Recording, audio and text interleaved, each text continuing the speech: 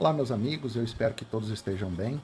E hoje eu estou aqui para conversar um pouquinho com vocês sobre o aço 8160, ou seja, o sabre de motosserra, tá? E esse aço em particular, é difícil encontrar informações sobre ele, né? Isso me motivou a postar esse vídeo, porque tem muitos amigos que às vezes têm disponibilidade desse tipo de aço, né? Recicla sabre de motosserra fazendo facas, e eu tenho ouvido muito falar sobre esse tipo de aço, mas infelizmente nunca tive a oportunidade de usá-lo, de fazer uma faca a partir dele. E aí então tive curiosidade de buscar as informações sobre esse aço.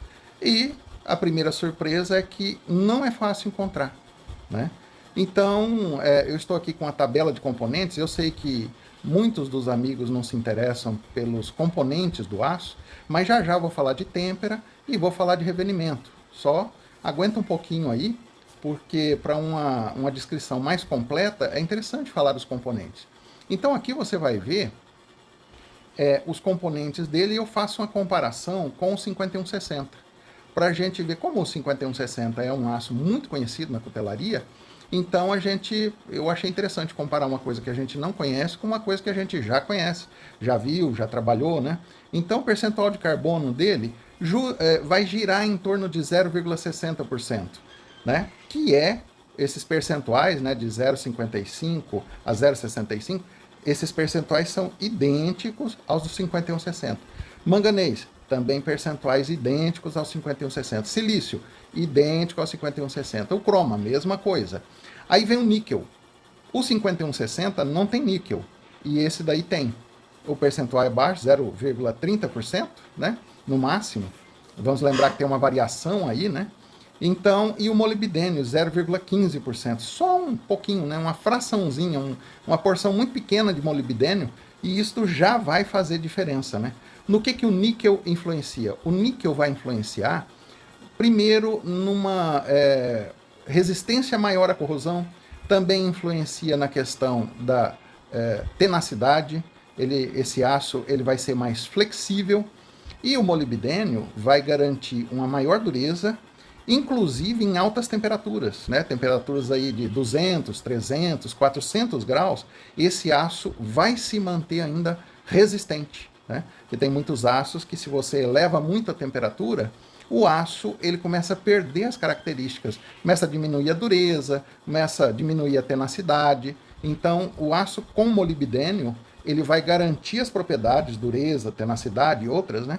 Mesmo a altas temperaturas. Isso não interessa muito para a cutelaria, eu estou te falando, mas assim, num contexto de você ter mais informações sobre esse aço. Lembrando, este é o aço do sabre da motosserra. Nem todo o sabre de motosserra é feito desse aço, né? Mas a gente sabe que a possibilidade de ser é grande. Então é interessante que a gente saiba mais a respeito desse aço, uma vez que tem muita gente que tem acesso, né, a esse material, principalmente material para ser reciclado, né?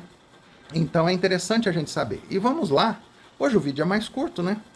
Vamos para os tratamentos térmicos. Eu sei que tem pessoas que não ligam muito, falam, não, eu faço do meu jeito, eu nem me preocupo muito com os parâmetros mais técnicos, mas tem aqueles que gostam de saber sobre as temperaturas da têmpera, né?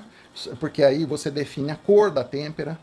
A gente, se tem um forno de temperatura controlada, você consegue controlar a temperatura. Se não tem, o que a gente faz? A gente vai pela cor da lâmina na forja.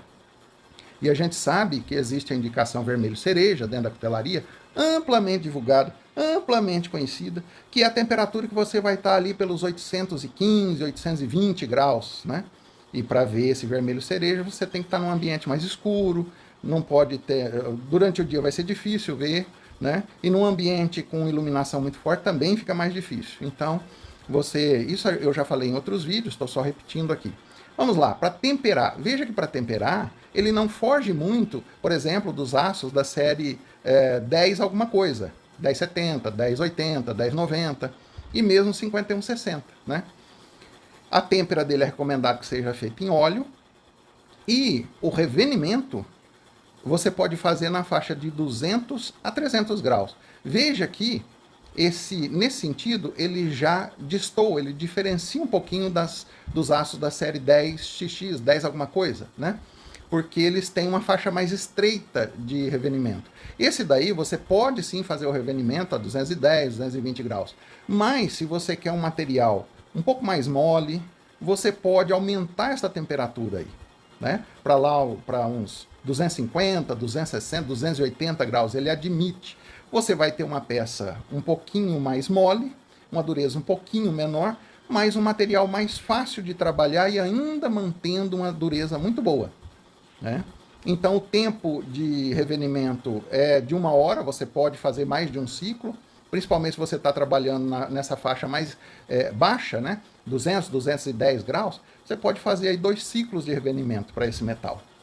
Então, meus amigos, hoje é esse vídeo mais curto, só falando das propriedades, porque é difícil. Para encontrar essa meia dúzia de informações aqui, principalmente sobre têmpera e revenimento, eu tive que procurar bastante. É um aço que a gente não encontra informações sobre ele. E aqui eu espero estar ajudando. Meus amigos, se você gostou, dê um joinha. Se você não é inscrito ainda, inscreva-se no canal. Se você puder, comente. Comente aí embaixo. Diga se você sabe mais alguma coisa, se você fez alguma faca com esse tipo de aço. Lembrando que vamos dizer, a gente tem expectativa de que o sabre de motosserra seja do aço 8160, mas a gente não pode garantir que todo sabre de motosserra é desse aço aí. Inclusive, a gente tem informação de sabre de motosserra que é montado num sistema de sanduíche. São 3 lâminas compactadas, arrebitadas ali. Então, essas lâminas talvez já não sejam desse aço, né? Então, se você tem aí um sabre de motosserra inteiriço, que não é fatiado desse jeito, não é um sanduíche de lâminas de aço, é provável que ele seja 8160 e é esse aço com essas características tão boas, né? Por isso que a gente ouve falar muito bem das facas feitas com esse aço, né? O sabre de motosserra. E é isso então, um grande abraço a todos, fiquem todos com Deus.